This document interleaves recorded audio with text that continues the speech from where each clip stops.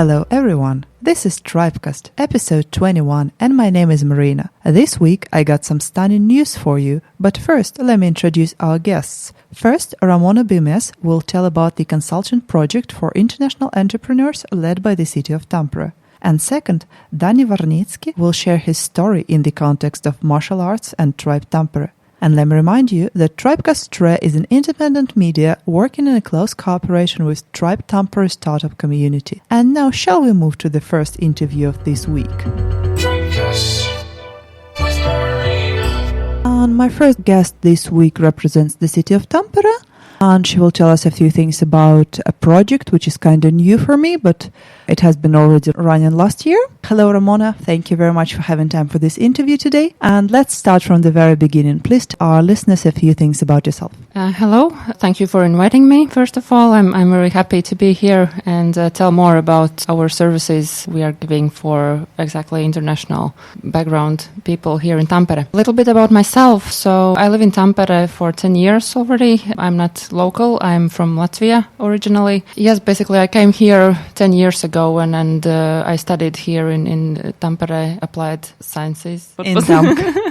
In Tamk, yes, everybody knows Tamk. After that I decided to stay here and look for my life here in Tampere. So I've been going through different kind of phases here, as I've been an entrepreneur as well, and I've been a worker, I've been an unemployed person as well for some time, and a student. So this kind of wide expertise you can find from me as an international here in Tampere. Since you mentioned that you have been an entrepreneur, have you had your own business? Yes, I did. I had a consulting business where we offered more like practical help for companies coming from abroad to Finland and expanding their business here. So as most of all, we know that the big challenges when you come from abroad, then the language, for instance, and that you don't know the local networks and you don't get the right information on some issues. So in those matters, we, with my colleague, we helped those companies to launch their business here too. And at the same time, we did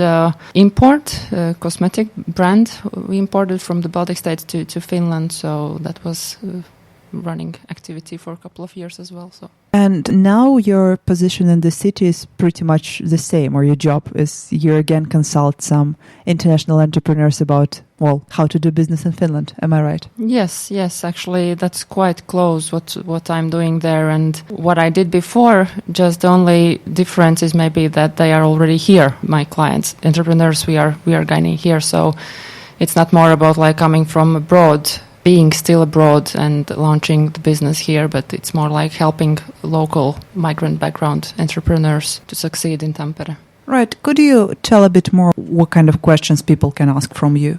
Basically anything. So it's kind of like the service is meant for entrepreneurs who has some questions, let's say in daily activities, or they are looking for some more information on some issues, or they don't know where to find the right guidance, so to what kind of people meet, where to find network, what kind of events they are in Tampere region, or even practical, like we are giving practical help as well, that we can help to fill in some forms if you don't understand Finnish or basically anything. It's really difficult to put some limits on the services, as it's kind of you come in and then we see the situation. If we, as the city, we can't help, then we guide you to the right institutions then forward. Do you have a team for this project, or is there only you? I'm coming from actually employment services, City of Tampere, employment services, entrepreneurship and employer services department. Mm-hmm. So basically, we are working there as a business consultants, and we are 10 of us. But me, I'm more focused on the international entrepreneurship. So in that sense, I'm kind of alone, but sure, I have a team behind me. So. And let's announce for our listeners when they can meet you. Yes, every Wednesday afternoon, starting from 12 to 4 p.m.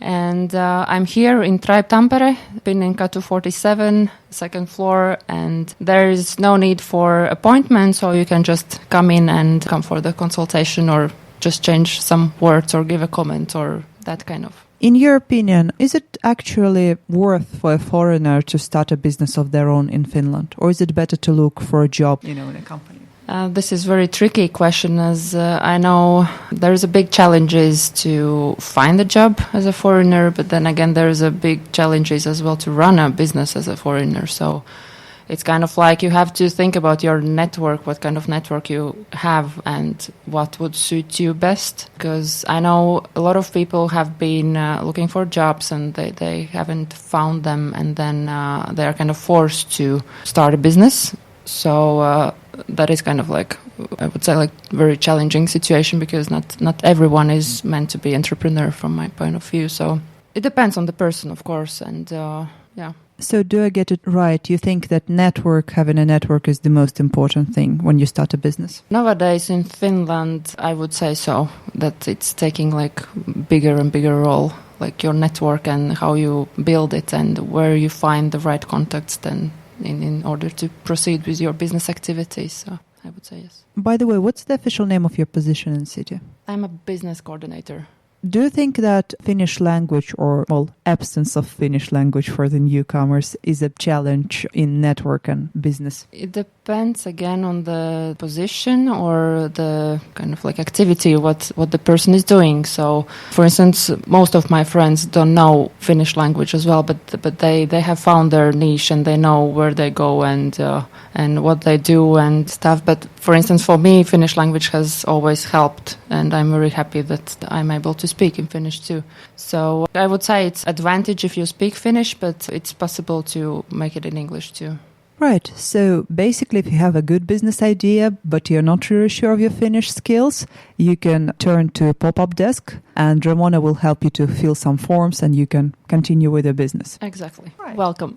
Thank you very much for this interview, Ramona. And Thank you. See you tomorrow because it's Wednesday and you'll be having the pop-up desk at P47 co-working space. And now we're going to the second guest of this week. I have one more guest this week, and with Dani we are going to talk about why business can be a fight, literally. But first of all, I'd like Dani to introduce himself to our listeners. Hello, Dani, and please tell our listeners a few things about yourself.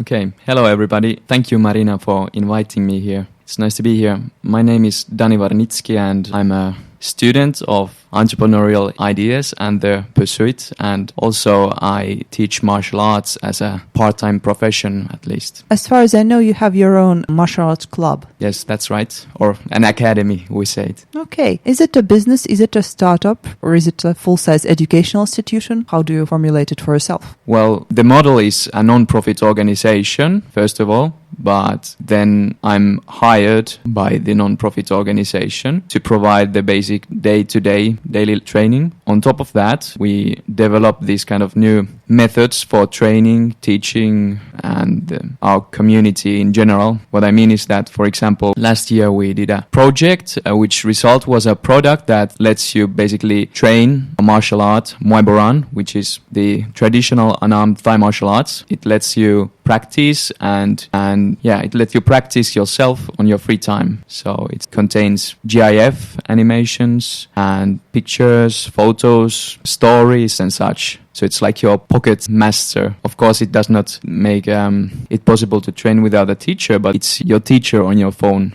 Interesting. And you said that you provide day-to-day training. So a course includes everyday trainings, or? Well, good that you mentioned it, because it's more like our martial art in a systematized structure. So it lets you look into the different techniques, what we teach, and it tells you what it is, how you do it, and why you should do it. So there are instructions, and of course there are some workouts as well you can do on your own. And also you mentioned the word community, and in my perspective, martial arts as non-team kind of sports or physical activity is not that much about a community. It's more like being solo and working on yourself. Do you still believe in community in that sense? Oh yes, definitely. Even though it's a solo practice, you need the community around you to push you forward, to help you improve yourself.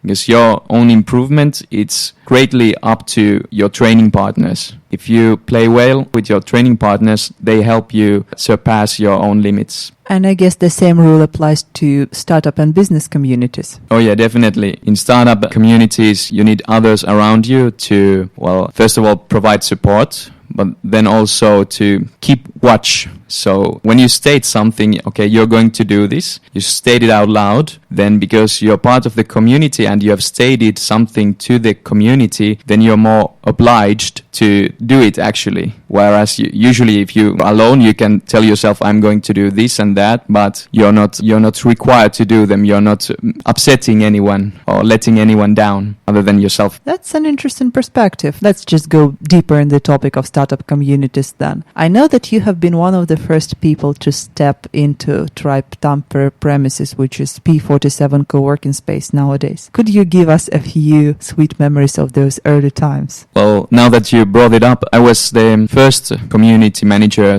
/ project manager, but I was more like a doorman here or a servant. So if you think Tribe Tampere as fire, what fire needs is material that burns, and it needs the proper heat and also oxygen. Well, I think we already had the proper material, which was this idea of the community here, and the heat, which was the people around this idea, but they needed oxygen to help them, to allow them to realize their idea and their dream. So basically I was there in my position. I would just listen to their wishes, their ideas, everything they had in mind, what would be required to make Tribe Tampere successful. And then I did everything I could to help them realize it. It was basically ranging from buying and carrying furniture to this place to putting the floor or assembling the floor and to some administrative work as well. So it included quite a lot of stuff. You've been watching Tribe Tampere developing for almost 2 years. By the way, this September we'll celebrate 2-year anniversary of P47 premises. In your opinion, how has the community developed? What's the current situation? Was it worth, doing all that almost 2 years ago? Oh yes, definitely. I know that some are expecting things to happen bigger and faster. But in my opinion, these kind of communities, building these kind of communities and making the ecosystem more cohesive, it takes time, lots of time.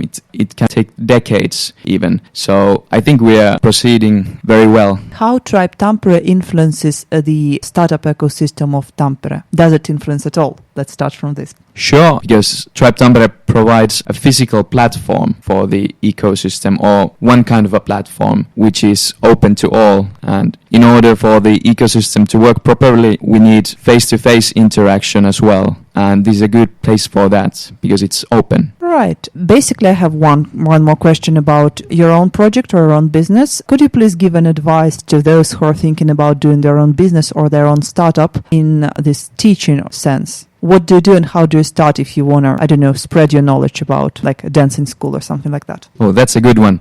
I can tell you how I did it.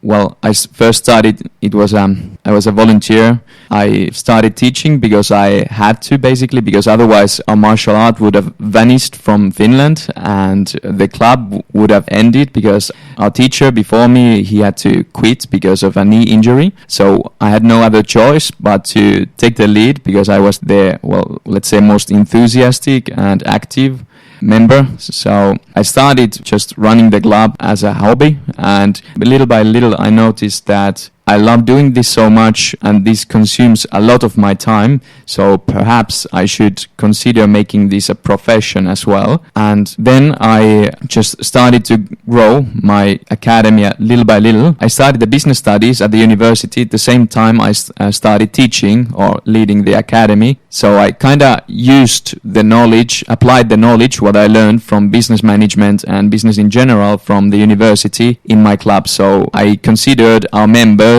as clients, even though it's a non-profit organization and everything, so we don't have the same goals as for-profit organizations. But anyways, I started applying the methods I learned at the university in my own club, and I noticed that, for example, our strategy was very nice because we provided like individual training and like a warm, welcoming community and so on. And people who came, they stayed and they were happy to train with us. and little by little we grew bigger and bigger, and were able to also to take a new place where to train, and so make our organization economically better balanced, so it was able to pay. So because our academy was pretty well off, it was able to pay me for teaching. So my advice is to do your job, do your passion, your hobby as well as you can,